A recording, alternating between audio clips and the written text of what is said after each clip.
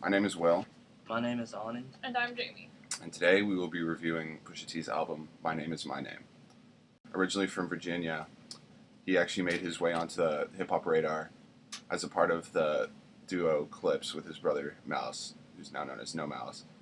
They released several albums spanning from 2001 to around 2010. And around 2010, they started to go in their separate ways. And then Pusha T signed with Kanye West's Good Music label in the past few years. He's been very prolific. He's gained some more recognition in the mainstream. And this was his debut album under the new record label. And so as a whole, I thought the album was, I liked it a lot. There were some drawbacks to it, but for the most part, even if there are drawbacks to it, it still shows very brightly for the future. One of the main things people have criticized Pusha T for in the past is that he's good at making singles, but the cohesiveness of his albums tends to be lacking. There's many different types of songs. There's several subgenres of hip hop are present within the album.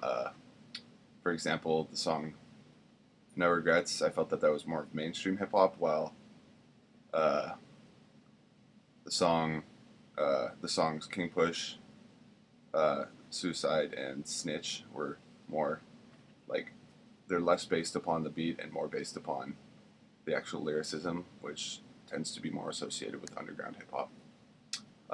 What did you think about it, Anand? Yeah, so basically when I first listened to this album, I was really excited. The first 4 tracks were really, they got me hyped up. I was like, wow, this is looking to be one of the best albums of this year.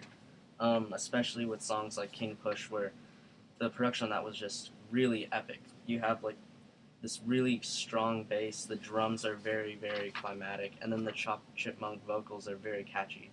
Then you have a song like Numbers on the Board, which is it just exhibits Pusha T's lyrical versatility on the mic, and every single line is just loaded with wordplay and double entendres, and I just really like that, and I love the beat on this as well. I thought that even though it was very simple, it complemented Pusha T's rapping style.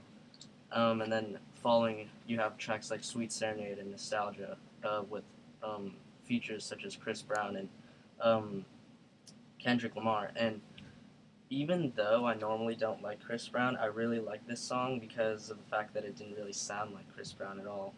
When I first heard it, I didn't recognize him, and I actually had to look at the track list in order to find out who was singing. But I really liked the production on Sweet Serenade. I thought it was very slow and very atmospheric, and it just put me in a good vibe. And then Nostalgia, of course, Kendrick and Pusha T killed it with their verses. And once again, the beat on this is very similar to Numbers on the Board, and it was very simple, and I really liked it. I do agree with you on the part of Pusha T. There was no point in the album where I felt like he was lacking in any way in terms of his raps. They were all spot on, very, very developed, very intelligent, very intellectual. He thought about everything he was saying, and that's one of the great things about him.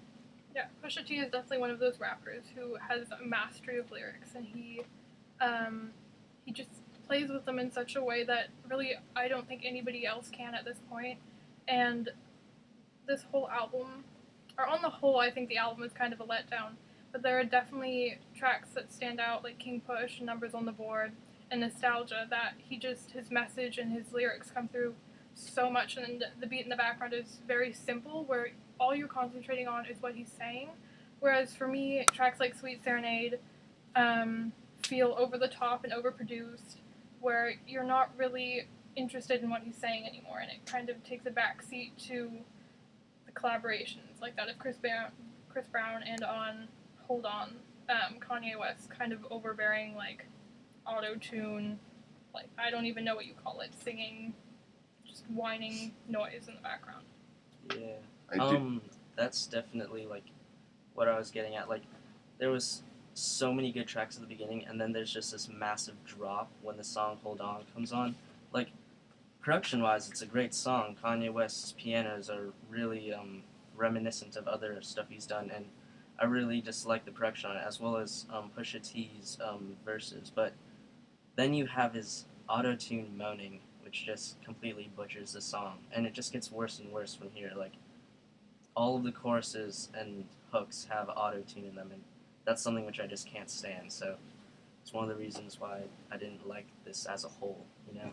But while there are some of the beats are a little bit more powerful and a little bit more attention grabbing, I do think that brought a little bit of balance to the album, because if it's just all very simple rolling beats, it can get kind of boring and there's nothing, because that kind of music, you have to be thinking about what's being said, keeping up. And I think that songs like Sweet Serenade, where the beat kind of drove the song, it helps to keep you interested. It helps to change the mood up a bit. I think it's refreshing to hear some of those tracks. Yeah, I actually didn't have any problems with Kanye's production on this at all. Even on songs like Nostalgia or King Push, where the production was kind of was a little bit more of what was appealing about the song, I still feel like that wasn't a detriment. Like, for me, the real problems were the auto-tune as well as the guest verses. I think the production throughout the album is absolutely stellar, but when you add the collaborations, they just take away from Pusha T's message, and he's such a strong artist that in most cases a collaboration just is kind of detrimental to the work. To his credit, I don't think that the collaborations were aimed to really add to the album. I think it's because many of the artists that were featured on his songs were part of Kanye West's Good Music label, and for them, featuring as many artists as possible on songs is good business for them. It brings in more money. I think Pusha T's shortcoming here is letting them take too much of a driving role in it and letting them insert people into his songs when it was more to the detriment of the quality. So, for me, I break this album up into 3 parts, which is normally not the case, but first part is Pusha T's lyrical ability, second part is the production, and third part is the features and the choruses. And so for these first 2 parts, I really thought that there was a massive amount of effort, and it was done really well. In fact, I would say this had the potential to be one of the greatest albums, period. Kind of like Good Kid, Mad City, but just because of the final part, the features and the choruses, it really just brought it down to the point where I couldn't even get through the latter half of this. This was not as enjoyable as I would have hoped it to be. I agree, there are definitely some setbacks, especially when it comes to the collaborations and the features on this album.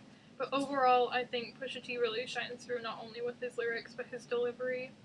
And I look forward to what he has to offer in the future. Yeah, because he is a very talented artist. He knows what he's doing, and he'll know what people think of the album, and he'll know how to fix it moving forward. Hopefully there will be fewer features. It'll be more lyric focused. Not that it's not lyric focused right now, but more thoroughly across the album.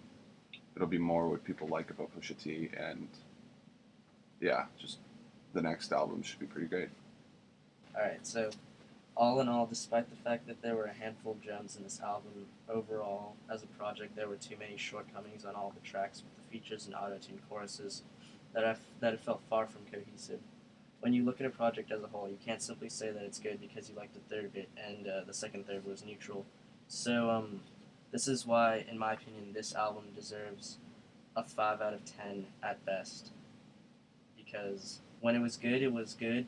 It was great even, but just when it was bad, it was absolutely terrible. Going off of that, I think you're totally right. When it was bad, it was just almost unbearable to listen to.